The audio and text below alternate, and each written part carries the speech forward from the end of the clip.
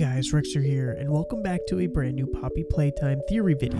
In today's video, we're gonna cover why Huggy Wuggy was even presented in Poppy Playtime's Chapter 3. We're also going to discuss the importance of this hallucination and why it is so correlated to the player's mind.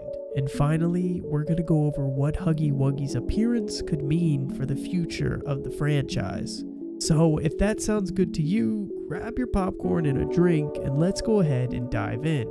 So we kicked off Poppy Playtime's Chapter 3 with quite the banger. It went from 0 to 100 and the intensity meter really ramped up when we stepped inside of this red poppy gas without our mask.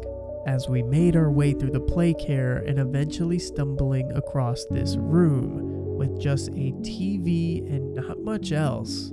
We finally pick up this red tape and put it into the VHS player, and that's when things get a little bit weird.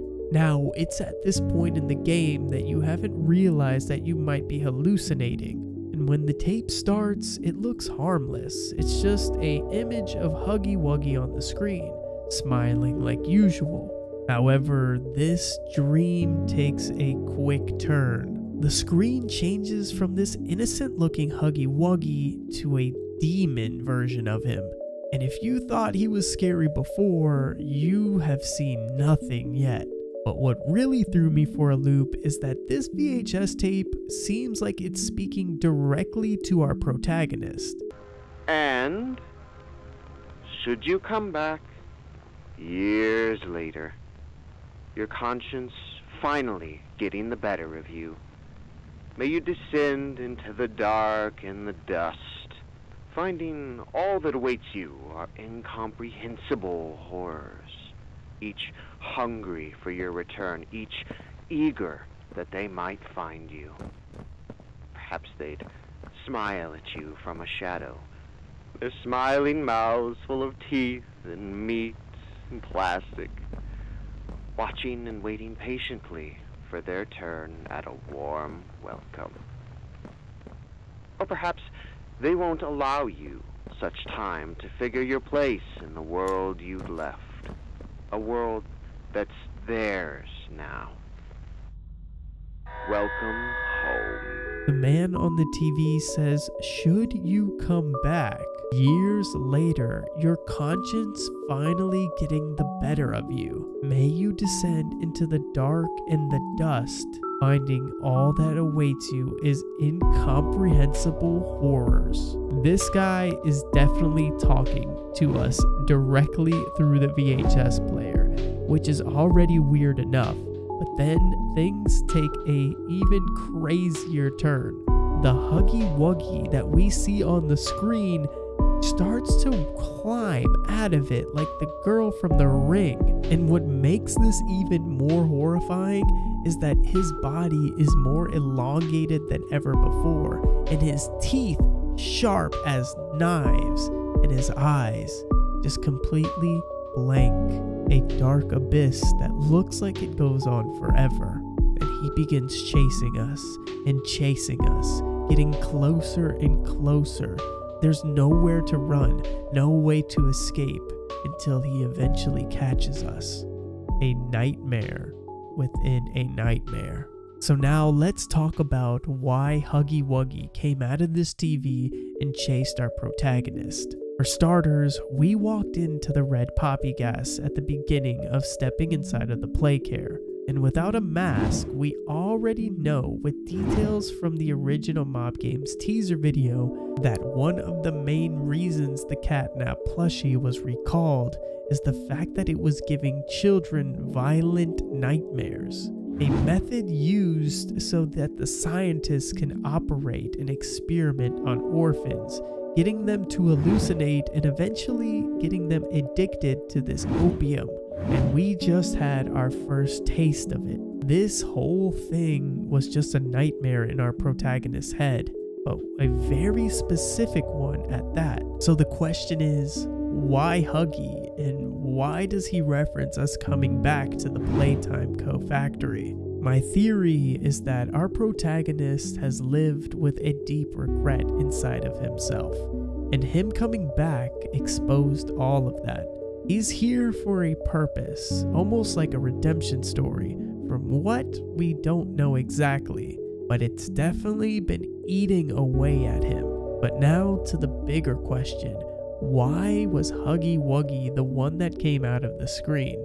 Out of all the monsters that we've come encountered with, the near-death experiences that we've barely survived, the one monster that comes out of the TV isn't Mommy Longlegs, or even the prototype which we've caught a glimpse of, but Huggy Wuggy, the original monster from Chapter 1.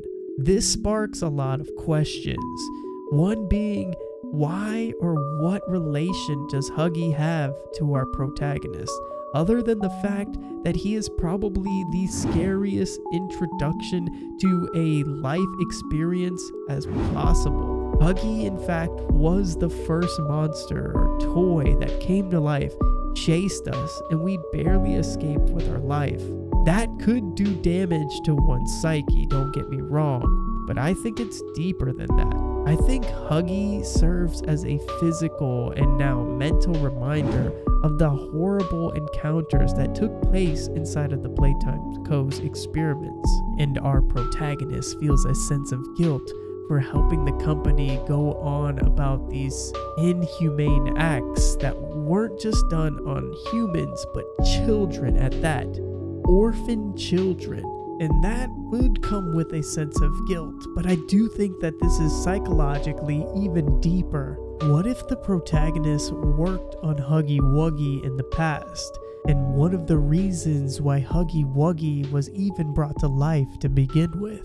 And on top of that, being the first monster that wants to kill us as we entered the Playco, there's gotta be a certain PTSD that comes with that. It's gotta really mess with somebody's head, especially when you come so close to a near-death experience and you're the reason that it happened to begin with. And not only did you bring Huggy Wuggy into this world, but you also helped take him out of it. This is enough to drive a sane man crazy, and unfortunately, that's just one of the problems that are in our protagonist's mind. And though it's not clear as to whether the protagonist was even involved in the experiments, he's still well aware that these giant monsters are just children trapped inside of these bodies, and he's been responsible for the deaths of each one to this point. And he feels the remorse and guilt that comes along with these decisions. This could also be the reason he felt the need to come back as a redemption story in order to provide a better life or save the children that could have been left behind. And this theory could be proven even further, as he's never had an intent to harm or kill any of the monsters to this point. Notice, they've all died almost by accident. Mommy in the shredder, Huggy falling down, even Miss Delight crushed by the door. The only monster that he intentionally harmed was actually Catnap, and he knows how in bed he is with the prototype. And even then, he didn't intentionally kill him. I mean, he did catch on fire, but who did the final blow was the prototype himself. And seeing as Huggy was debuted in 1984, he's the oldest experiment in the Playtime Co. and literally put the Playtime Co. factory on the map. And I feel that our protagonist has a special connection to him, and that's right around the time when he decided to leave the Playtime Co. factory himself, which makes me believe that the child or person inside of Huggy could have been someone in close relation to the protagonist. And that red opium gas just resurfaced these feelings of despair. Even if you look at the definition of a nightmare, it's a disturbing dream associated with negative feelings such as anxiety or fear that usually awakens you. And sometimes it's personal or past experiences that you've lived, which makes me believe, as stated before, there is a much more deep personal connection to Huggy than we were originally brought on to believe. And that is my theory as to why Mob Games decided to have Huggy come out of the TV, except for this time, 3 times more scary. Either that, or they just wanted to bring back a character favorite, and this is the way they did it. And maybe it has no relation to the story. But either way, thank you guys again for all the love and support. I appreciate all the comments you guys have been leaving, some amazing theories, and if you do have some more, please go ahead and leave them on this video here down below.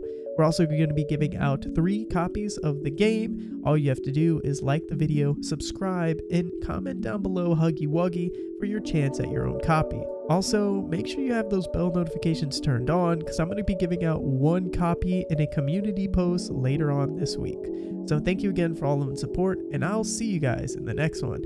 Until then, check out this video here on the screen if you want some more theories. Anyways, thank you again. See you in the next one. Peace out!